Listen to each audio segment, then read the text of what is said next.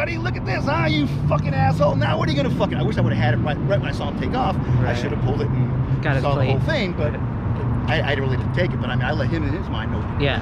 So I go, oh, look at this, you fucking asshole. Come here, buddy. What are you gonna do now? So he goes ripping up to Kleindale, right? Yeah, well, the first thing there, where that shop is. So I'm cruising down. I can clip 15, 16 miles, especially when I'm pissed. I can go 19, 20 on this thing, even on the fucking sidewalk. And this just happened really. So yeah, fuck you, dude. So he stopped. And there's a couple cars behind him too, which saw what the fuck was going on. So I'm coming roll over. I'm like, yeah, what are you gonna do, dick? Come on back, asshole. What are you gonna do? And so he makes a quick left turn onto Kleindale, and I go, of course, rolling by Kleindale. There's like a work truck in front of me, and I'm going like this to the guy. Oh, what are you fucking drunk? Well, that's what I did when I went by him. I go, what are you drunk? Like he's coming out of a fucking hop shop. He comes up, which was a total drunk move, right? Yeah. Come up and I'll hit this guy. I'm gonna scare him. But being drunk, if he would hit me, that would have been fine. I know how to take a fall, and I wouldn't have to DoorDash for a few months. Right? Yeah, right. Seriously. I mean, how much cash you got in your fucking pocket? Let's go to an ATM, bitch. Let's call your insurance or your ATM. What do you want to do? But anyway, so I mean, and that gets me all jacked. I mean, that's literally like 3 minutes into my ride. I had just started, like that gets me all jacked up, and the adrenaline's pumping. I live for adrenaline dumps, as you can see, right? Oh yeah, we have to in this sport. Dude, this is why I don't ride the motorcycle anymore. That when I first moved here back here in 2015, that was my adrenaline dump. I had to go around the streets, and Tucson was definitely an adrenaline dump for the drivers around here, man. It's everyone. Like I said, I assume everybody's a moron, and they usually don't surprise me when they make their little move. Yeah. Same thing on the slope. So they're doing little S turns. All of a sudden, I know they're gonna try to do a little C turn all of them, and I'm gonna pull by and go, "You fucking idiot! Look uphill." Or they're just whatever, there's separate responsibilities of a skier crew, right? Absolutely. Anyways, God, you tell me I like to talk. I ran the ski storage at Beaver Creek for 17 years. Okay. If you're familiar with Beaver Creek at all, or no. They actually have escalators going up to the main lift. It's wow. It's about 15 miles west of Vail. If you know where Vail, Colorado is, not Vail. Okay, not here. Yeah, I was gonna say I didn't really think there were ski slopes here. But I come back here and there's Vail, Arizona. But no, Vail, it's about 15 miles west of Vail, Colorado. It was built in 1980. It was one of the last destination ski resorts built in the U.S. Okay. But it's basically it's not for the 1%. It's for the 0.1%. Gotcha. The 1% goes in Vail. Yeah, I would have shit and want to be seen in the celebrities. And I bet with an escalator to the top of the goddamn mountain, that's fucking nuts. And, yeah, they go to Beaver Creek when they just want to go with the families and have a nice time. It's a third of the size of Vail, but if you know where to go, you can get anything you can get at Vail in half the time, without the lift lines and all the other bullshit. Kids jumping out of trees and shit, and going crazy, right? Not that I didn't do that myself, but yeah. But no, I mean, yeah, the escalators would come up, and basically the main lift was right there, and they changed it. Just my last year was 2015, and that was the year of the championships. That was where they installed the Chondola, which is, I don't know if you're familiar with that, but it's a hybrid chair gondola lift. Okay. So there's six pack chairs, and there's a 10-person gondola, then six pack chairs, then a 10-person gondola. And depending which one you're gonna get to, you go for this side for the gondola, this side for the chairs, and it puts like 33% more people uphill. I mean, it's insane for something like, for them to do that. Vail Resorts is always ahead of the time, but it was kind of insane for them to put that in. It was really. They have that and the escalator? No, well, the escalator is just to get up to the lifts. Once you get in line for the lifts, it's right there. Well, that's my shop was the ski valet. It was ski storage, and then the last few years they started calling it the ski valet because they were charging more money. Okay. And I started, it was $3 a night cash. And it was only cash, no credit cards or resort charges or anything. Nice, that's which was good. So sweet. Hell yeah. So that was $3, store your skis and poles or your snowboard, right? And we had the 50 square racks, and we just put them in there and lock them up. And that was it. And I usually rode for a couple hours, from like 10 to 12 or 12 to 2, depending on what it was. I was the boss, man. I could do whatever I wanted to. That's awesome. I was El Jefe. I was the boss, Jeff. And there were like about 10 Jeffs in the group that we were messing around with.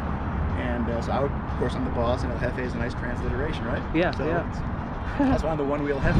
that's awesome. Why you know that. But anyway, so I mean, it was just a chill job, and I basically went up there to do it for a couple seasons and figure out what I was going to do, and then 17 years later, by the time I left, it was up to $10, and it had really escalated. It was ski valet, and it was. But the one thing I did is I resisted never putting a point of sale in there. It was always just cash, or because we had private ski lessons too. But if you spend, it started at 600 and went up to 800 by the time we're done. But a private ski lesson for 6 people was basically $800. But that included free storage for up to 6 people. So then all they had was a little card they have. So I had to use that, and that was basically like cash. So Okay. between the cards and the cash, that's all I had to deal with. I didn't have to deal with any credit cards, anything going down. That's so I could do nice. it all by myself. I could do 400 pairs of skis in by myself. So the tips on 400 pairs of skis is insane. Yeah. And the reason I could do that is because I had a two-part system. I had a ticket, a perforated ticket with 2 parts and 2 wires coming out of it. Throw the skis up against the wall, boom, slap it right through the binding, boom, tear it, hang the poles or put it right there, boom, boom, do the transaction, boom, boom, boom, do the next one. I don't have to put those away till I get done with my fucking rush. I get 15, 20 pairs of skis on it. It takes 5 minutes to get through that. Start putting them away. Boom, boom, boom. You know, when I first started doing it, we had little raffle tickets. Okay. That had the numbers correspond like 200, 201, 202, 203. Then I would go, okay, here. Okay, 201. I'd have 4 pairs of skis here. Family of 4 come in.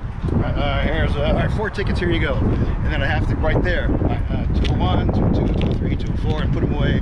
Then go to the next one. I mean, it was just insane.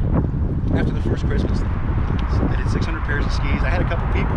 But one was like a college kid. He was like 20 years old. They threw him in as assistant manager. They were gonna make it the manager. It was just like too wet behind here. They did that, and the director of ski school's kid was the worker or whatever, the attendant. So I had 2 other people when I started working there. Figured it out. And of course, we started like December 12th or whatever it was. We actually started early. We always started Thanksgiving, and then for some reason it didn't get busy till Christmas. We got hit anyways.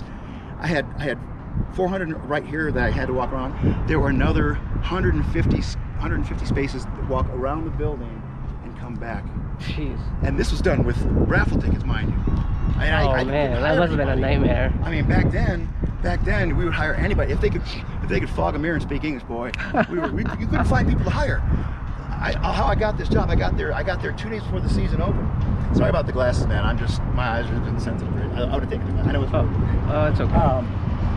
I was so used. That's all. When I was a ski resort, I always had the glasses on when I talked. Anyway, that was a nice thing. And I recognized people by their clothes because they always had their goggles on and shit, right? Oh yeah. So I walked in a couple days before there, and I was getting ready to fill out a general application. Someone stuck their head on the corner. Hey, you looking for a job? I go, yeah. What do you got? I go, what's a vending job?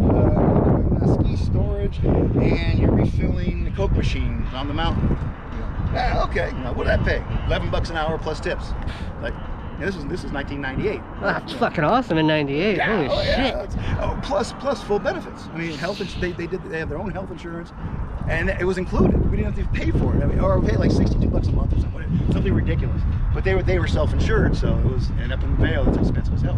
I believe it. So I said, oh, okay, let me think about that. So okay, yeah, why not? It sounds good. Oh, and it got housing. I was couch surfing at my buddies. I was looking for something, and they had the employee housing right there at the base, where you take a bus to go up to the main lift.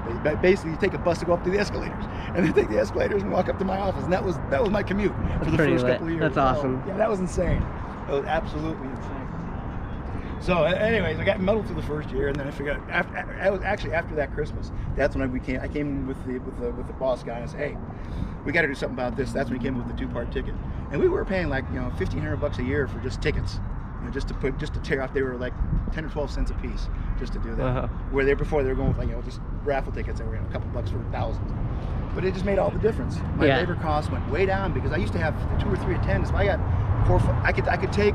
Before I said fuck the other ones on the other side. I don't know if you got any place to go. I mean, if you're just hanging out or just riding. Yeah.